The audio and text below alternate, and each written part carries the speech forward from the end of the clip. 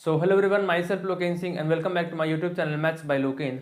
तो हम लोग यहाँ पे पढ़ रहे थे CBSE class 9th NCERT mathematics का चैप्टर नंबर 2 पॉलिनोमियल्स का इंट्रोडक्शन।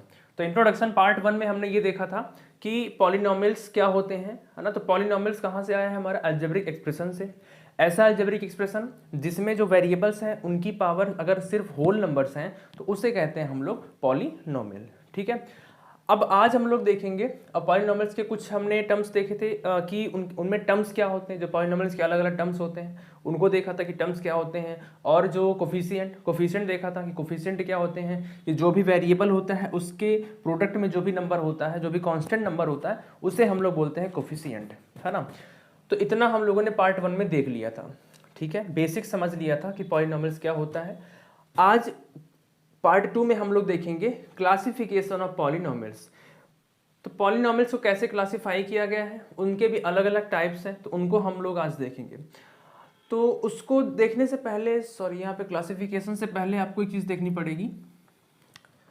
उसके पहले आपको समझना पड़ेगा डिग्री क्या होती है, किसी भी पॉलिनोमियल की डिग्री क्या होती है। अगर डिग्री आप समझोगे उसके बाद ही क्लासिफिकेशन आप समझ पाओगे, है ना। क्योंकि जो क्लासिफिकेशन होता है आपका दो बेस पे होता है, एक होता है डिग्री के बेस पे, एक होता है टर्म्स के बेस पे। टर्म्स आप समझ चुके हो, अभी आपको डिग्री समझना है। तो डिग्री ऑफ पॉलिनोमियल्स, पहला है आपका इन वन वेरिएबल, अगला है इन टू और मोर वेरिएबल्स, है ना। तो इन वन वेरिएबल का मतलब कि जब पॉलिनोमियल आपका वन वेरिएबल का हो, यानी ऐसा पॉलिनोमियल, ऐसा एक्सप्रेशन जिसमें सिर्फ एक वेरिएबल इन्वॉल्व हो, उसे बोलते हैं पॉलिनोमियल इन वन वेरिएबल। जैसे कि एग्जाम्पल के लिए मान लीजिए 2x + 3, है ना, या 4y² - 3y, ऐसा कुछ, है ना। यानी जो भी एक्सप्रेशन है पॉलिनोमियल है, इसमें सिर्फ अगर ये वाला है तो इसमें एक वेरिएबल सिर्फ x है, ये वाला है तो इसमें सिर्फ क्या है, y है, यानी सिर्फ एक वेरिएबल है, तो इसे बोलते हैं पॉलिनोमियल इन वन वेरिएबल। तो ऐसे पॉलिनोमियल की डिग्री हम लोग कैसे निकालते हैं? तो देखिए, जो डेफिनीशन होती है शॉर्ट में अगर देखें तो डेफिनीशन होती है डिग्री की इन वन वेरिएबल की कि the highest power of the variable involved या included in the polynomial is its degree. यानी किसी भी पॉलिनोमियल की अगर हम वन वेरिएबल की बात करें तो उसमें जो भी वेरिएबल इन्वॉल्व है, जैसे यहाँ पे x है, यहाँ पे y है, तो उसकी जो हाईएस्ट पावर होगी, हाईएस्ट पावर जो होगी वही उस पॉलिनोमियल की डिग्री होती है। अगर इसकी बात करें 2x + 3 की, तो 2x + 3 में देखिए क्या है कि x है, x वेरिएबल है। अब इसमें अगर पावर्स देखें तो देखिए यहाँ पे क्या x है, x की पावर कुछ नहीं लिखी है तो इसका मतलब 1। जब भी कोई पावर नहीं होती तो उसको हम 1 मान लेते हैं। यहाँ पे पावर क्या है, 1 है, ठीक है। आगे यहाँ पे कोई वेरिएबल ही नहीं है। अब जब कोई वेरिएबल ही नहीं है तो यहाँ पे क्या हो जाएगा, इसकी डिग्री जो है, इसकी जो पावर है 0, क्योंकि वेरिएबल नहीं है तो उसकी पावर 0 होगी, है ना। तो यानी इसमें जो हाईएस्ट पावर है, हाईएस्ट पावर क्या है, 1 है, तो इसकी डिग्री क्या हो जाएगी आपकी, इसकी डिग्री हो जाएगी 1, ठीक है। ऐसे ही यहाँ पे देखिए पावर क्या है, इस वेरिएबल की, मतलब इस y की पावर कितनी है, 2 है, इस y की पावर कितनी, कुछ नहीं है, तो 1 है। तो 1 और 2 इन दोनों में हाईएस्ट कौन सा है, बड़ा कौन सा है, 2, तो इसकी डिग्री हो जाएगी 2, इसकी डिग्री 2 हो जाएगी। बस इतना सा है कि मतलब कोई भी अगर पॉलिनोमियल हो वन वेरिएबल का, तो उसमें जो भी वेरिएबल है तो उसकी सभी पावर्स को देखेंगे और जो सबसे बड़ी पावर होगी वही हो जाएगी उसकी डिग्री, ठीक है। तो ये हो गया इन वन वेरिएबल का। अब देखते हैं इन टू और मोर वेरिएबल्स, अगर दो या दो से ज़्यादा वेरिएबल है तो उसके पहले एक एग्जांपल लेते हैं। 7x to the power 5 minus 4x square into y to the power 4 plus 5y cube minus 7x plus 10, ठीक है। अब देखिए यहाँ पे कितने वेरिएबल्स हैं, दो वेरिएबल, एक x है और एक y है ना, तो दो वेरिएबल का है। अब इसमें डिग्री कैसे निकालेंगे, तो देखिए जैसे यहाँ पे करते थे ना सिंगल वेरिएबल में, वैसे ही कुछ यहाँ पे है कि पहले अलग अलग सभी टर्म्स की पावर देख लेंगे। पहले ये जो आपका टर्म है, पहला टर्म, इसमें देखिए अगर सिंगल पावर है, जिसमें सिंगल पावर है तो उस सॉरी इसमें क्या है, सिंगल वेरिएबल है, तो जिनमें सिंगल वेरिएबल है तो उसकी जो पावर है वही पावर रहेगी, है ना। जैसे पहला टर्म है x to the power 5, तो इसकी पावर कितनी है 5, उसको यहाँ पे नोट कर लेंगे, ठीक है, पहला टर्म हो गया। दूसरा टर्म आपका ये है। अब देखिए यहाँ पे क्या है, 2 वेरिएबल है। अब 2 वेरिएबल की पावर्स को कैसे लेंगे, तो देखिए जब भी 2 वेरिएबल्स या 2 से ज्यादा वेरिएबल, 3 4 5 जितने भी हो, अगर प्रोडक्ट में है, अगर प्रोडक्ट में, क्योंकि ये पूरा एक टर्म है ना, अगर प्रोडक्ट में है तो वो एक टर्म होता है, तो अगर प्रोडक्ट में है तो उनकी पावर्स जो है, अलग अलग जो भी पावर्स हैं उनको ऐड कर लेंगे, वही उस टर्म की पावर हो जाएगी, है ना। नहीं समझे, मतलब देखिए यहाँ पे क्या है 4 into X square into Y to the power 4, तो इसमें क्या है वेरिएबल्स की क्या क्या पावर्स है, x की पावर 2 है, y की पावर 4 है। तो इस पूरे टर्म की पावर निकालने के लिए इन दोनों की अलग अलग पावर्स को ऐड कर देंगे, तो वही हो जाएगा उस टर्म की पावर। तो x की पावर 2, y की पावर 4, दोनों को ऐड किया तो 2 + 4 क्या मिला 6, तो 6 हो गई इस टर्म की पावर। तो पहले टर्म की पावर 5, दूसरे टर्म की पावर 6, इसको ऐसे नोट कर लेंगे, ठीक है। वैसे यहाँ पे क्या है, मान लीजिए एक और लेते हैं, 5xy³ अगर होता है ना। अब देखिए ये तीसरे टर्म की बात अगर करें तो इसमें क्या है x इंटू वाई क्यूब है। अब x की पावर कितनी है, जब कुछ नहीं होता तो क्या बताया 1 ले लेते हैं, तो यहाँ पे x की पावर 1 है और y की पावर कितनी है 3, दोनों को ऐड करेंगे 1 + 3, क्योंकि प्रोडक्ट में है, जब भी प्रोडक्ट में है तो पावर ऐड होती है, तो 1 + 3 कितना 4, तो ये इसकी पावर होगी 4, ठीक है। अगले टर्म पे जाएंगे माइनस का 7x। अब देखिए यहाँ पे सिंगल वेरिएबल, x की पावर कुछ नहीं है तो 1 मान लेंगे, तो ये हो गया 1, आगे तो कोई वेरिएबल ही नहीं है तो उसकी पावर तो कुछ होगी नहीं, उसकी पावर हो जाएगी 0, ठीक है। अब देखिए ये अलग अलग जो पावर्स हैं, डेफिनेशन वही है कि the highest power of variable involved, ठीक है। तो थोड़ा सा यहाँ डेफिनेशन बदल जाएगी, डेफिनेशन हालांकि आपको याद नहीं करना है, आपको बस निकालने का तरीका पता होना चाहिए, ठीक है। डेफिनेशन थोड़ा सा लंबी हो जाएगी, है ना, कि उसमें सम निकालेंगे, फिर जो हाईएस्ट सम होगा, तो बस आपको समझने की जरूरत है। वैसे भी आपको एग्जाम में सिर्फ सॉल्व करना होगा, ना कि डेफिनेशन लिखना होगा, है ना। तो मतलब क्या कि जो जिसमें सिंगल वेरिएबल्स हैं उनकी पावर तो एज इट इज लिख लेंगे, लेकिन अगर कोई वेरिएबल्स हैं 2 या 3 जितने वेरिएबल्स हैं वो अगर प्रोडक्ट में हैं तो उस टर्म के जितने भी वेरिएबल्स हैं उन सब की अलग अलग पावर को ऐड करके लिख देंगे, तो वही जो आंसर आएगा हमारा वो हो जाएगा उस टर्म की पावर, ठीक है। अब इनमें से जो भी हाईएस्ट पावर, इनमें से हाईएस्ट पावर, डेफिनेशन वही रहेगी, इनमें जो भी हाईएस्ट नंबर होगा वही उसकी हो जाएगी क्या, उस पॉलिनॉमियल की डिग्री। तो इन चारों में हाई सबसे बड़ा कौन सा है 6, तो 6 हो जाएगी इस पॉलिनॉमियल की डिग्री। तो बस ये है, डिग्री इक्वल टू हो जाएगा आपका 6, बस इतना सा है, यानी हाईएस्ट पावर ही सब में देखना है। बस अगर 2 या 2 से ज्यादा वेरिएबल हो तो उनमें सम करके निकालते हैं, बस नोट कर लीजिए, फिर आगे बढ़ते हैं। अब देखिए अब हम लोग पढ़ेंगे क्लासिफिकेशन ऑफ पॉलिनॉमियल्स, है ना।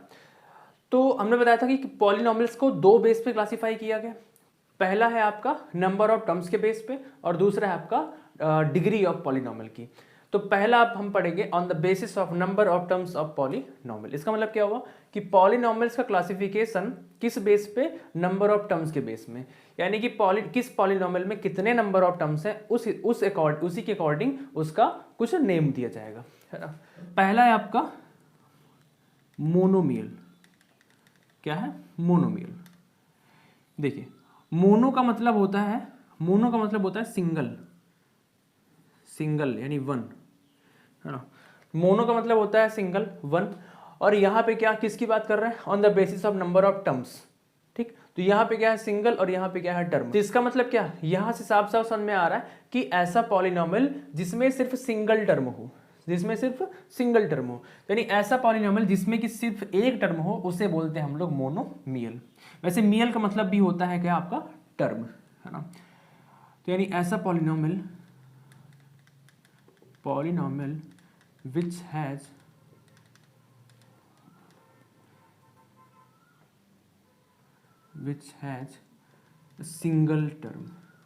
सिंगल टर्म, या अगर एक चीज और इसमें ऐड कर दें, नॉन जीरो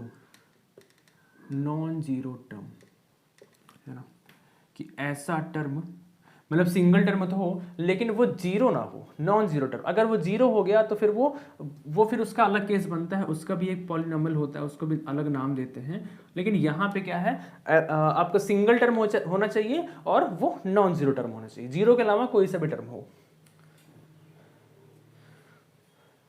ठीक है। जैसे एग्जाम्पल के लिए मान लीजिए लिखा है 5x, है ना, या 4y³ या 7z⁻10 या 100 लिखा है ना, ETC ऐसे ही। या फिर एक एग्जांपल और लेते हैं, थोड़ा सा क्लियर समझ में जाएगा। ऐसे लिखा है 5xy² z ETC। ये अलग अलग एग्जांपल क्यों लिए? क्योंकि देखिए यहाँ पे क्या है, आपका कांस्टेंट भी है, ये आपका कांस्टेंट है। अगर सिर्फ कांस्टेंट लिखा है तो भी वो आपका क्या आएगा, मोनोमियल में सिंगल टर्म में आएगा, है ना। यहाँ पे क्या वेरिएबल, कांस्टेंट भी है और वेरिएबल भी है, दो हैं लेकिन मल्टीप्लाई में है, तो ये पूरा का पूरा सिर्फ एक टर्म माना जाएगा। जब मल्टीप्लाई में होता है तो टर्म कब सेपरेट होते हैं, जब बीच में प्लस या फिर माइनस लगा होता है, तब टर्म सेपरेट होते हैं। तो यहाँ पे एक वेरिएबल है, ठीक है, तो एक टर्म हुआ, ठीक। यहाँ पे डिग्री क्या है, 1 है, पावर 1 है। यहाँ पे 4y³ डिग्री कितनी है, यहाँ पे 3 है, तो ये भी क्या है, एक टर्म है, तो ये भी क्या मोनोमियल में आएगा। मतलब चाहे पावर 1 हो या 3 हो, यहाँ पे क्या है 10 है। मतलब यहाँ पे सिर्फ बाउंडेशन किसकी है, सिर्फ सिंगल टर्म की होनी चाहिए बाउंडेशन, सिंगल नॉन जीरो टर्म की बाउंडेशन। बाकी ना तो यहाँ पे नंबर ऑफ वेरिएबल्स की बाउंडेशन है, मतलब ये नहीं कि सिर्फ एक ही वेरिएबल लेना है। यहाँ पे देखिए, यहाँ पे एक ही टर्म में 3 वेरिएबल्स है, 3 4 5 कितने वेरिएबल्स हो सकते हैं, बस टर्म आपका 1 होना चाहिए। और ना ही डिग्री की बाउंडेशन है, कि ऐसा नहीं कि सिर्फ हमको 1 डिग्री लेना है, 2 डिग्री लेना है, सिर्फ हमको एक टर्म चाहिए। अब उसमें आप कितने वेरिएबल इंक्लूड कर सकते हैं, कितनी भी पावर रख सकते हैं, है ना, क्या सिर्फ सिंगल टर्म होना चाहिए, ये चीज है। अच्छा, मोनोमियल से ही दो पॉलिनोमियल्स और निकल के बाहर आते हैं। एक होता है आपका कांस्टेंट पॉलिनोमियल, कांस्टेंट पॉलिनोमियल, ये हमने वहां पे जीरो नॉन जीरो की बात क्यों करी थी, अभी समझ में आ जाएगा आपको। कांस्टेंट पॉलिनोमियल क्या होता है कि द पॉलिनोमियल, कांस्टेंट नाम से ही समझ में आ रहा है कि उसमें कांस्टेंट होना चाहिए, कांस्टेंट नंबर। ये the polynomial having a single non zero constant term. अब यहां भी नॉन जीरो लिखा हुआ है, क्यों लिखा हुआ है, अभी समझ में आ जाएगा। क्या है constant polynomial, the polynomial having a single non zero constant term, यानी ऐसा पॉलिनोमियल जिसमें सिर्फ एक टर्म हो और वो टर्म कौन सा हो, नॉन जीरो कांस्टेंट टर्म हो, यानी कांस्टेंट नंबर हो, कांस्टेंट नंबर हो। कांस्टेंट समझते हैं ना, मैथमेटिकल जितने नंबर्स होते हैं आपके, रियल नंबर, इमेजिनरी नंबर, जितने भी नंबर्स होते हैं वो सभी यहाँ पे कांस्टेंट होते हैं।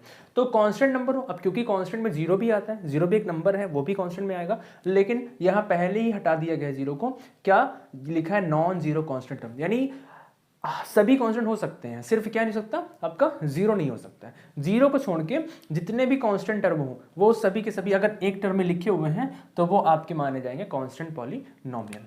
एग्जांपल, जैसे ये भी आपका क्या है, कांस्टेंट पॉलिनोमियल। अगर सिर्फ लिखा है 50 या -2/3 या 4/25 ETC कुछ भी लिखा है, तो ये सभी आप यहाँ आएंगे कांस्टेंट पॉलिनोमियल कैटेगरी में, है ना। इसी से एक टर्म और आता है मोनोमियल से, जीरो पॉलिनोमियल, जीरो पॉलिनोमियल।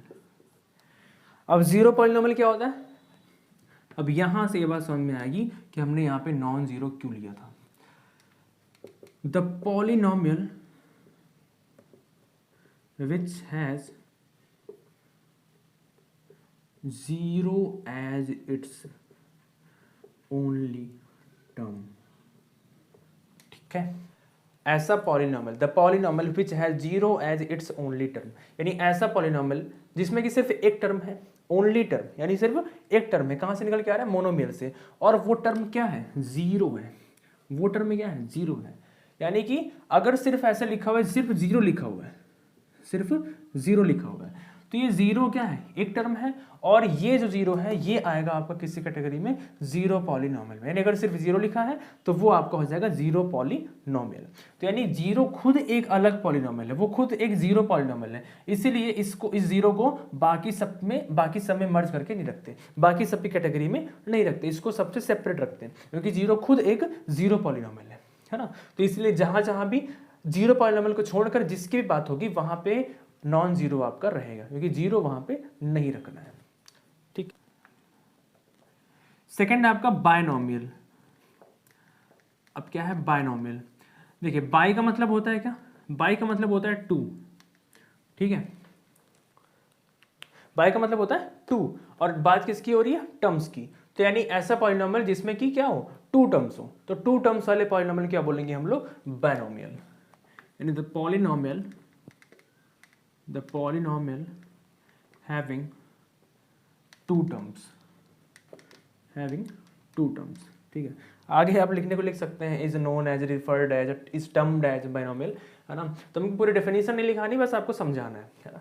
आपको अगर नोट्स बनाना है तो आप थोड़ा सा और ऐड ऑन करके लिख सकते हैं। तो ऐसा पॉलिनोमियल जिसमें कि सिर्फ 2 टर्म होते हैं वो होता है आपका बायनोमियल। एग्जाम्पल 2, यहाँ भी नॉन जीरो टर्म्स, इसका आपको ध्यान रखना है। हो सकता है हमसे मिस्टेक हो जाए तो आप उसको सुधार कर लीजिएगा, है ना। नॉन जीरो टर्म्स होने चाहिए, जो भी टर्म है वो सभी नॉन जीरो ही होने चाहिए, क्योंकि जीरो को खुद अलग एक पॉलिनोमियल कैटेगरी में रखा गया है। एग्जाम्पल अब देखिए, यहाँ पे सिर्फ बाउंडेशन 2 टर्म्स की है, 2 टर्म होने चाहिए वो भी नॉन जीरो, और यहाँ पे ना तो वेरिएबल्स की बाउंडेशन है कि कितने वेरिएबल हो, और ना ही डिग्री की बाउंडेशन है कितनी डिग्री हो, सिर्फ 2 टर्म की बाउंडेशन है। तो आप लिख सकते हैं इसको 7x² प्लस 5z³, 2 टर्म हो गए, प्लस से सेपरेट हो गया, प्लस के इस तरफ एक टर्म, प्लस के इस तरफ एक टर्म, कितने हो गए, 1 + 1 2 टर्म्स, ठीक। या फिर -20/3 xyz² प्लस 10, ये भी 2 टर्म हो गया, 2 टर्म का पॉलिनोमियल, है ना। तो ऐसे ही कितने भी पॉलिनोमियल बन सकते हैं, ठीक है। ये हो गया। अच्छा, यहाँ पे एक रेशनल नंबर ले लिया, क्योंकि अभी तक जनरली हम लोग जो भी कोफिशिएंट ले रहे थे, कोफिशिएंट समझते हैं ना कि वेरिएबल्स के प्रोडक्ट में जो भी कांस्टेंट नंबर होता है उसे बोलते हैं कोफिशिएंट। तो कोफिशिएंट हो या फिर कांस्टेंट हो, मतलब ऐसा नहीं कि सिर्फ होल नंबर या नेचुरल नंबर या फिर इंटीजर ही होंगे, रेशनल नंबर भी हो सकते हैं, इरेशनल नंबर भी हो सकते हैं ना, कोई भी चीज़, कोई भी नंबर हो सकता है ना। नंबर का मतलब नंबर, कोई भी रियल नंबर हो सकता है। अच्छा एक मिनट, ये हो गया वेरिएबल, ये हो गया कोफिशिएंट, इसको क्या कहेंगे, ये जो 10 है इसको क्या कहेंगे भाई, लिखा हुआ है 3x² - 6x + 20, ये हमारा हो गया एक टर्म, ये हो गया हमारा एक टर्म, ये हो गया हमारा एक टर्म, इसमें वेरिएबल है, इसमें वेरिएबल है, ये कोफिशिएंट हो गया, ये कोफिशिएंट हो गया, ये डिग्री हो गई, ये डिग्री हो गई, मतलब पावर हो गया। इसको क्या कहेंगे, ये भी एक टर्म है। तो देखिए, जिस टर्म में वेरिएबल नहीं होता है, जिस टर्म में वेरिएबल नहीं होता है उसको हम लोग बोलते हैं क्या, उसको हम लोग बोलते हैं कांस्टेंट टर्म, है ना। यानी जिस भी टर्म में वेरिएबल ना हो, सिर्फ नंबर हो, उसको हम लोग बोलते हैं कांस्टेंट टर्म। इसकी जानकारी होनी जरूरी है। आप चाहे तो लिख सकते हैं कि the term which contains no variable is termed as, is referred as, is known as constant term, ठीक। यानी ऐसा टर्म जिसमें वेरिएबल ना हो उसे हम लोग बोलते हैं कांस्टेंट टर्म। इसको लिख लीजिए, फिर इसको मिटाते हैं।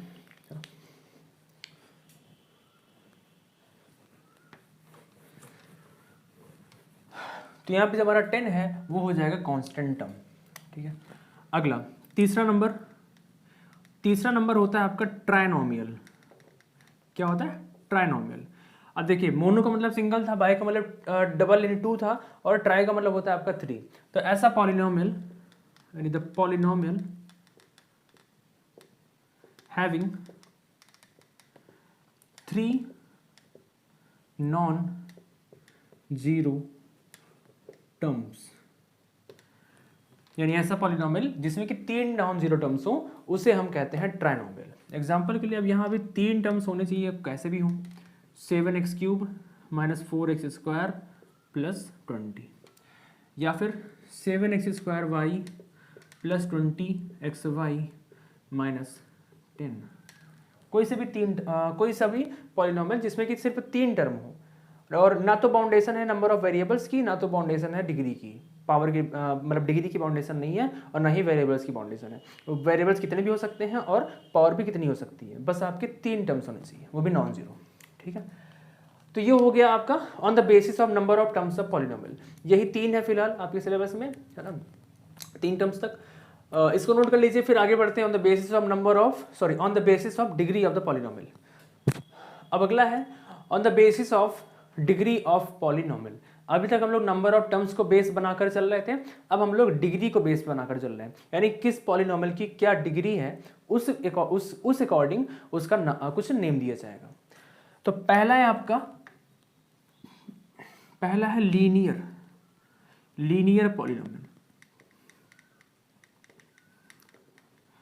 अब देखिए लीनियर जो है, लीनियर वर्ड यहां भी है और आगे जो आप पढ़ेंगे चैप्टर नंबर 3 उसमें है कि लीनियर इक्वेशंस। तो लीनियर का नाम जहां भी आएगा उसका मतलब होता है पावर 1। लीनियर का मतलब होता है पावर 1। तो यहाँ पे पावर का किससे मतलब है, पावर का मतलब है यहाँ पे डिग्री से। तो पावर 1 यानी डिग्री 1, यानी ऐसा पॉलिनोमियल जिसकी डिग्री 1 हो उसे हम लोग कहते हैं लीनियर पॉलिनोमियल। यानी the polynomial of degree 1 is linear polynomial. ऐसा पॉलिनोमियल जिसकी डिग्री 1 होती है उसे हम लोग कहते हैं लीनियर पॉलिनोमियल। एग्जांपल के लिए अब देखिए यहाँ पे सिर्फ इतना बोला गया है कि डिग्री 1 होनी चाहिए, ये नहीं बोला गया है कि आपका वेरिएबल 1 होना चाहिए। वेरिएबल आप 1 2 3 4 जितने मर्जी उतने ले सकते हो, मतलब कि मर्जी का मतलब कि अगर कोई ऐसा एक्सप्रेशन लिखा हुआ है जिसमें कि 2 3 या 3 से ज़्यादा वेरिएबल्स हैं, है ना, उसमें सभी की पावर अगर 1 1 लिखी हुई है तो फिर वो आपका लीनियर की कैटेगरी में आ जाएगा, क्योंकि लीनियर की जो पहचान है वो सिर्फ डिग्री से है कि डिग्री 1 होनी चाहिए। वेरिएबल कितने भी ले सकते हैं, जैसे लिखा है x minus y plus z plus 8, ठीक है। जैसे उसमें था नंबर ऑफ टर्म्स में, अगर टर्म्स की बात करें तो यहाँ पे 1 2 3 4 टर्म्स हैं, ठीक। लेकिन अगर डिग्री की बात करें तो डिग्री कितनी है, डिग्री का मतलब क्या होता है, हाईएस्ट पावर, है ना, मैक्सिमम पावर। तो यहाँ पे देखिए अगर इस टर्म की बात करें इसमें डिग्री कितनी है, पावर कितनी है 1, इसकी पावर 1, इसकी पावर 1, इसकी पावर तो कुछ नहीं है, 0 है ना। तो यानी सब में क्या है 1 1 1, तो मैक्सिमम क्या होगा 1। तो इसमें इस पूरे पॉलिनोमियल की अगर डिग्री की बात करें तो कितनी हो जाएगी 1, और लीनियर की पहचान सिर्फ डिग्री 1 से होती है। तो यहाँ पे ये मैटर नहीं करता कि इसमें कितने टर्म्स हैं, कितने वेरिएबल्स हैं, ये मैटर नहीं करता। मैटर क्या करता है, सिर्फ क्या, डिग्री 1 होनी चाहिए। तो डिग्री अगर 1 है इसकी तो ये आपका हो जाएगा लीनियर पॉलिनोमियल, ठीक है, ये होता है। उसके बाद सिंगल वेरिएबल से ही बनता है, जैसे हम लिख दें 3x माइनस 10, ये भी हो गया आपका लीनियर, पावर 1 होनी चाहिए बस। या 4y प्लस 2x, ये भी हो गया आपका लीनियर, दोनों की पावर 1 1 है, ठीक है। तो ये होता है। अगला है आपका क्वाड्रेटिक पॉलिनोमियल। अब देखिए जैसे लीनियर का मतलब होता है पावर 1, लीनियर इक्वेशन आप लोग पढ़ेंगे अभी इसके जस्ट बाद जो चैप्टर होगा। लेकिन जो क्वाड्रेटिक है, क्वाड्रेटिक इक्वेशन जो है वो आपको वो आपको क्लास 10th में पढ़ना है, तो वहाँ पढ़ेंगे आप लोग क्वाड्रेटिक इक्वेशन। अब क्वाड्रेटिक का मतलब होता है पावर 2, तो यानी ऐसा पॉलिनोमियल जिसकी पावर अगर 2 है, जिसकी डिग्री, पावर का मतलब यहाँ से क्या, डिग्री, तो ऐसा पॉलिनोमियल जिसकी डिग्री 2 है, ऐसा पॉलिनोमियल जिसकी डिग्री अगर 2 है तो उसको हम लोग बोलेंगे क्वाड्रेटिक पॉलिनोमियल, ठीक है। अब देखिए डिग्री का मतलब होता है मैक्सिमम पावर, ठीक है। चलिए पहले देख लेते हैं। अगर लिखा है x square minus y square plus, बस इतना लिखा हुआ है, एक ये लिखा हुआ है, और एक लिखा हुआ है एक्स स्क्वायर माइनस 6x। अब बताइए इसमें से कौन सा क्वाड्रेटिक पॉलिनोमियल है, इसमें से कौन सा क्वाड्रेटिक पॉलिनोमियल है। अब देखिए डिफिनीशन के हिसाब से क्या, डिग्री 2 होनी चाहिए, पावर 2 होनी चाहिए, तो इसके हिसाब से इसमें दोनों की पावर क्या है 2 है, ठीक है, तो ये होना चाहिए। इसमें क्या है, एक में पावर 2 है, एक में पावर 1 है, तो ये नहीं होना चाहिए, क्योंकि पावर क्या है 2 होनी चाहिए, है ना। तो उस हिसाब से ये क्या होगा, आपका क्वाड्रेटिक पॉलिनोमियल नहीं होगा। लेकिन ये चीज़ है गलत। गलत क्यों, ऐसा गलत क्यों होगा, क्योंकि ये बोलना है कि डिग्री 2 होनी चाहिए, और डिग्री क्या होती है, डिग्री सभी पावर्स को डिफाइन नहीं करता। डिग्री सिर्फ उस वेरिएबल, उस पॉलिनोमियल की हाईएस्ट पावर को डिफाइन करता है। डिग्री का मतलब सिर्फ होता है हाईएस्ट पावर, ना कि सभी की पावर। तो हाईएस्ट पावर 2 होनी चाहिए। मिनिमम कितनी भी हो सकती है, कितनी क्या, मिनिमम तो 0 हो जाएगी, 0 से नीचे कुछ होता नहीं है ना।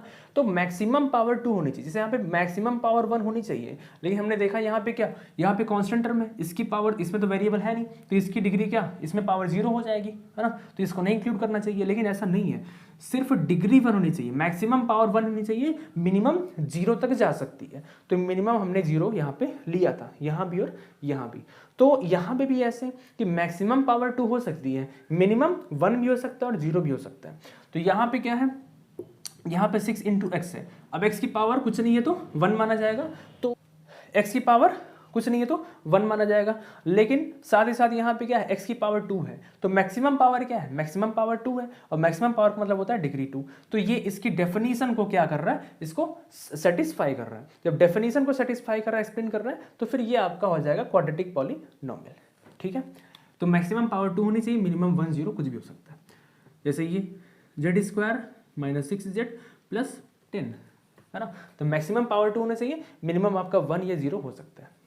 ठीक, चलिए ऐसे ही तीसरा होता है, अब पावर 3 के लिए होगा, पावर 1 हो गया, 2 हो गया, अब तीसरा आएगा क्यूबिक पावर 3, यानी डिग्री 3। क्यूबिक में होता है, क्यूब करते ना, 2 का क्यूब यानी पावर 3। तो ऐसा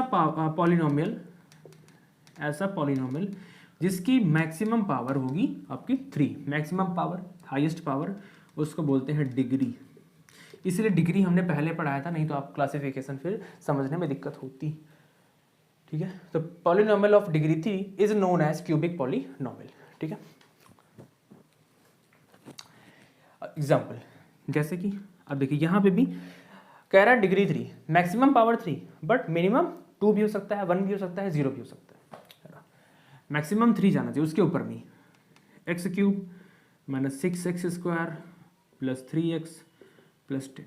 ठीक, या एक से ज़्यादा वेरिएबल भी हो सकते हैं, वेरिएबल की बाउंडेशन नहीं है, सिर्फ जो डेफिनेशन में है ना बस उसकी बाउंडेशन होनी चाहिए, बाकी कुछ मैटर नहीं करता। z³ minus z² y। अब जैसे यहाँ पे देखिए, जैसे यहाँ पे z² y, अगर यहाँ लिखा है 2 और प्लस y² माइनस 3। ठीक है, अब क्या ये क्यूबिक होगा, चलिए चेक करते हैं। जब भी दो वेरिएबल्स की बात करते हैं तो कैसे चेक करते हैं, अलग अलग टर्म्स की पावर निकालते हैं। इसकी पावर सिंगल वेरिएबल पावर जो है वही 3 हो जाएगी, इसकी पावर प्रोडक्ट में है वेरिएबल, दोनों की पावर को ऐड करेंगे, कितना आएगा, 2 + 2 4। अब देखिए पावर क्या आ गया, 4 आ गया। अब क्यूबिक में कहता है कि पॉलिनोमियल की जो डिग्री है वो 3 होनी चाहिए, यानी मैक्सिमम पावर क्या होनी चाहिए, मैक्सिमम ज़्यादा से ज़्यादा 3 होनी चाहिए।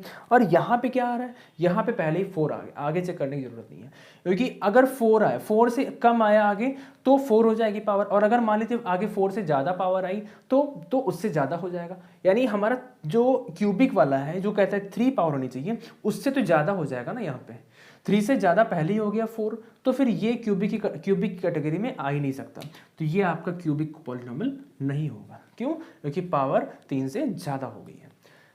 ठीक है, अगर यहीं पे ऐसा होता z³ माइनस zy या z² प्लस y² माइनस 3, तब आपका क्या हो जाएगा, ये पावर 3, इसमें 2 + 1 3, अब 3 बराबर है, आगे y की पावर 2, 3 यहाँ वेरिएबल पावर 0, तो 3 मैक्सिमम क्या है 3, अब 3 है तो डिग्री 3 हो जाएगी, तब आपका क्यूबिक पॉलिनोमियल हो जाएगा। ठीक है, तो इसका ध्यान रखना है। तो मतलब ऐसा नहीं कि सिर्फ यहाँ 3 दिख रहा है, मैक्सिमम 3 हो गया तो ये क्यूबिक हो जाएगा, नहीं, सब कुछ चेक करना है, सबकी पावर को ऐड करके चेक करना है, अगर 3 से ज़्यादा हुआ तो फिर नहीं होगा क्यूबिक, है ना। तो नोट कर लीजिए, फिर आगे बढ़ते हैं। अब अगला और लास्ट टाइप है आपका बाइक्वाड्रेटिक पॉलिनोमियल। तो देखिए 3 डिग्री तक बात हो चुकी है, अब आगे आएगा आपका डिग्री 4। तो यानी ऐसा पॉलिनोमियल जिसकी डिग्री 4 होगी, जिसकी डिग्री 4 होती है उसे हम बोलते हैं बाइक्वाड्रेटिक पॉलिनोमियल। यानी the polynomial of degree 4 is known as biquadratic polynomial.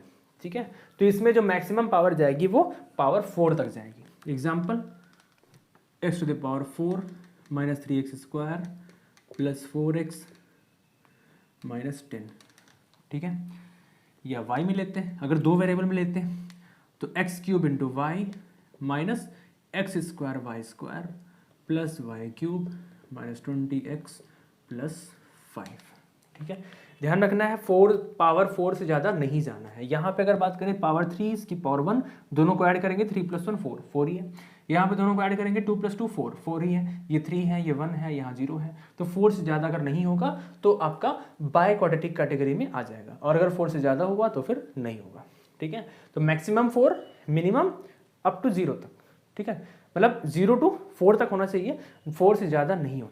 तो इंट्रोडक्शन का पार्ट 1 और पार्ट 2 मिलाकर अगर देखें तो आपका जो एक्सरसाइज 2.1 है उसके लगभग सारे कंसेप्ट्स हो चुके हैं। पॉलिनोमियल्स की डेफिनेशन हो चुकी है ना, उसके जितने भी अलग अलग जो क्या कहते हैं टर्मिनोलॉजीज थी, टर्म्स, कोफिशिएंट्स, डिग्री वगैरह, ये सब हो चुका है, और पॉलिनोमियल से क्लासिफिकेशन भी हमने देख लिया है। तो अब हम लोग अच्छे से पहचान सकते हैं, कोई क्वेश्चन अगर दे दिया गया तो उसको हम पहचान जाएंगे ये किस टाइप का पॉलिनोमियल है, इसका कोफिशिएंट क्या है, इसमें कॉन्स्टेंट टर्म कौन सा है, वेरिएबल क्या है ना। तो इतना सब हम लोग ये सब पढ़ के इतना एलिजिबल हो चुके हैं, है ना। तो इस इंट्रोडक्शन को यहीं पे क्विट करते हैं, और अगली वीडियो में जब हम मिलेंगे तो एक्सरसाइज 2.1 के सॉल्यूशंस के साथ मिलेंगे। तो चलिए मिलते हैं फिर अगली वीडियो में, है ना।